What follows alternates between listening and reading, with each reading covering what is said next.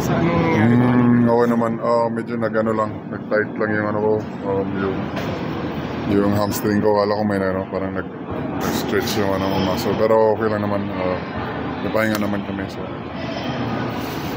Wilmar Finals, ano lang yung pakiramdam na may umabol kayo? Okay,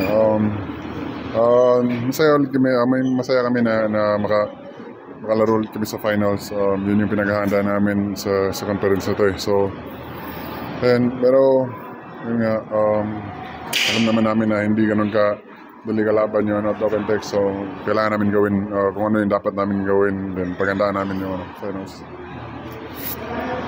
May moment kayo ni Chris Ross kanina sa center court. No. Ano lang yung nangyari? Ano yung sabi mo din sa nila? Siyempre, credit kay Chris Ross. Pinakita niya yung yung pagiging veterano niya.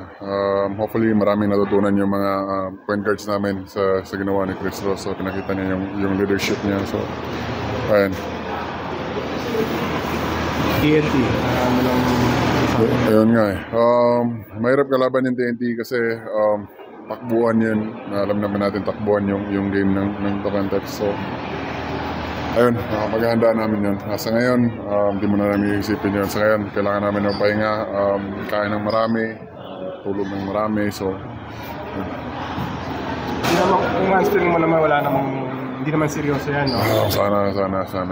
May pahinga naman, din may therapy rin naman ako. So, Matignan mo ba ulit yung... Baka magpaano.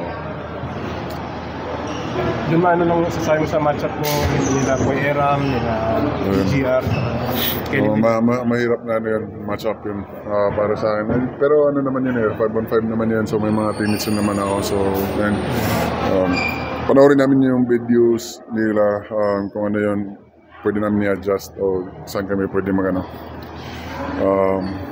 Yun nga, mag-adjust. Thanks, Mark. Yeah, salamat